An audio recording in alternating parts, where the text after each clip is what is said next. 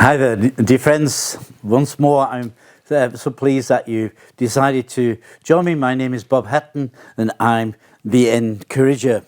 We're looking in the book of Deuteronomy, the fifth book of the Bible, the fifth book of Moses, and we started yesterday, and we're going to continue today. I'd like to read you a word.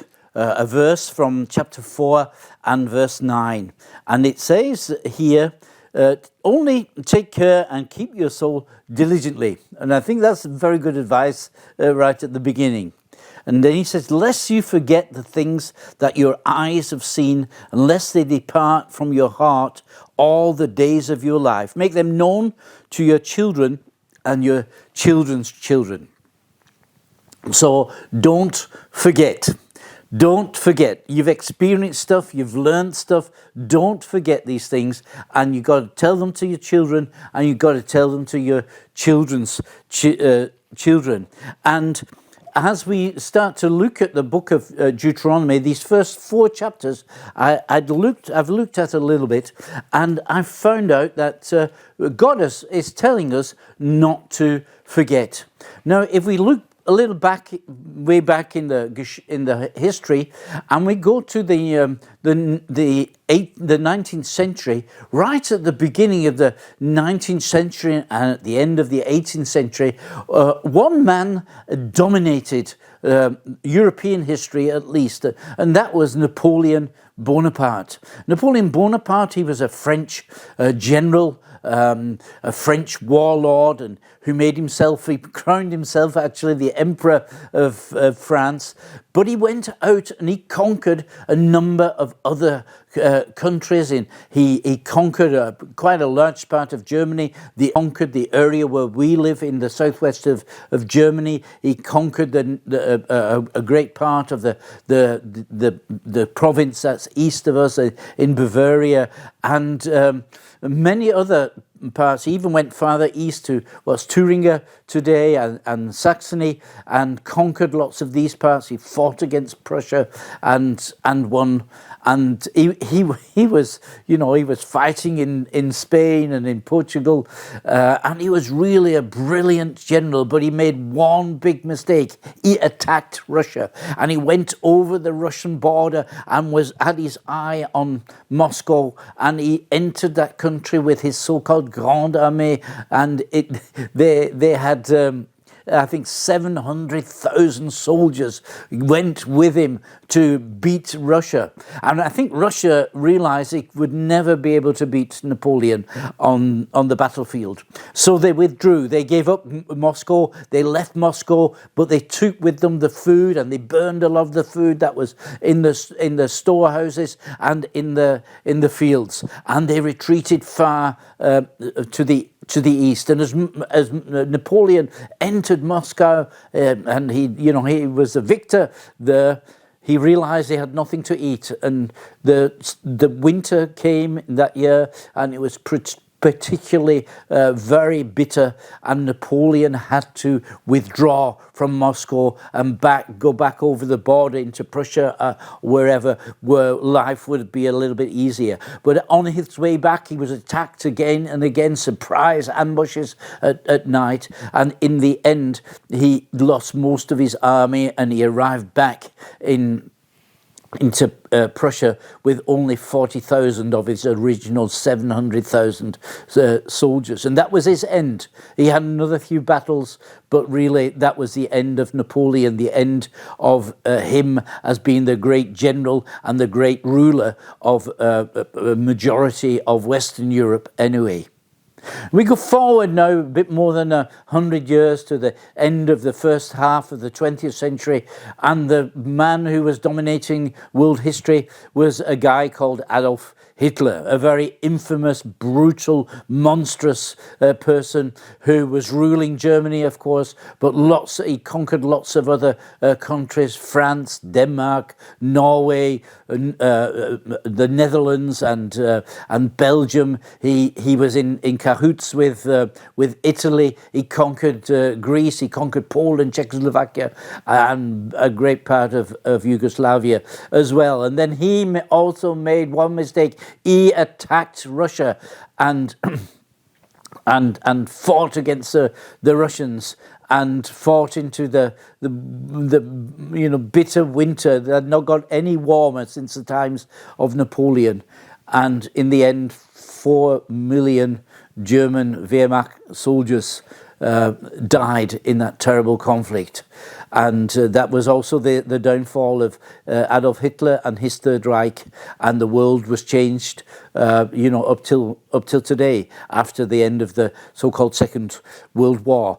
Hitler didn't remember what had happened in the past. He didn't learn anything from history. And the Bible is telling us here, now, Luke, remember what happened in the past, and that is the best way of making sure that you succeed in the future. And as we read through the book of Deuteronomy, we find out that 24 times God says to the people of Israel, speaking through Moses, he says, remember, or don't forget. 24 times, because this is so important. And we're going to have a look at one or two things that he says to them, because this is the best way we will be protected as we go forward. So how are we to live? Well, we are not to forget.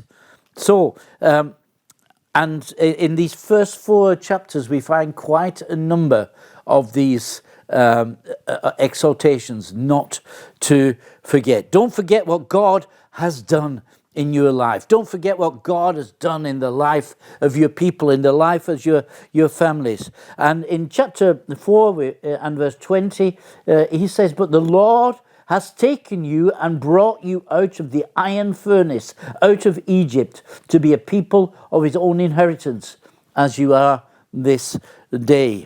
So God has done many things in the past.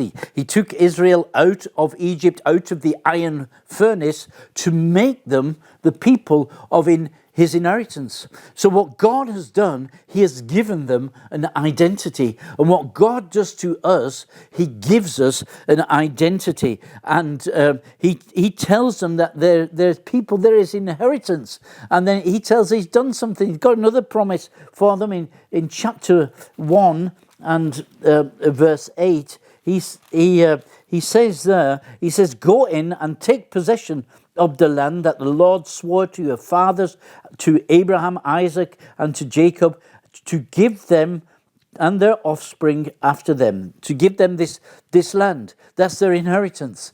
So this also inspires us to learn a little bit more about Abraham, a man of faith who is the father of all who believe. And that would be maybe another theme. But we see something here that what God is doing, he's made them to be to have an inheritance, and that comes from Abraham, a man of faith. We can learn great things from him. Don't forget what God has done with these people before us, and he was the great grandfather of these people.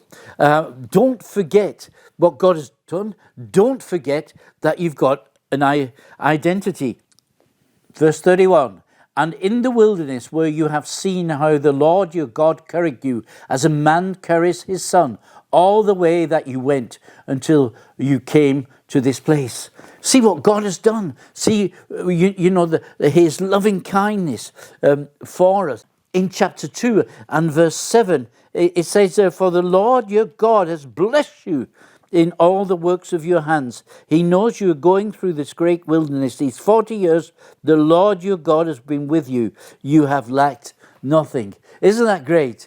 And, as I look back in my life, I'm now 70, and, we were never rich, and we didn't ever have too much or an abundance of anything materially, but we never suffered one day without any food. We always had clothes to wear, and actually we have done very well. And as we see that in this difficult year, 2022 was difficult, but 2023 will be probably even more difficult as new challenges come. We look to these things, what the Bible did, what God did with people who've gone before us, and that gives us confidence to live in the future. There's a story about a man who had a vision from God, or a dream, and he saw a beach with sand, and he looked at this beach and he saw two pairs of footsteps in the sand, and he realized this was a picture of his life. And he saw that God was with him. He was walking on one side, God was walking on the other side, and he accompanied him through all aspects of his life. But now and again, one of the pairs of footsteps would disappear. And this man, he understood that was at the times when it was especially difficult in his life. And he saw them, then there'd be two sets of footprints would appear, and then one would go missing again. And he questioned God, and he said, God, these times were especially difficult for me. Why did you leave me? So that's what he understood. But God says, no, I didn't leave you, but during these times I actually carried you. And that's a great comfort to know that in the difficult times, God is not just walking with us, but he's actually carrying us. So how are we to live now? We are not to forget. Psalm 103 tells us, don't forget the good things that God has done in your life. So don't forget these things. Don't forget what God has done in the history of your nation, in the history of your family, in your own personal history. Don't forget these things. Number 2, don't forget what identity he's given to you. And number 3, don't forget his promises. So I would like to go a little bit deeper with these 3 subjects tomorrow. I'm looking forward to that. I hope you'll join me, and I hope you have a good day today. So this is Bob Hatton. This is I hope I'm your encourager. So have a good day. See you again. Bye-bye.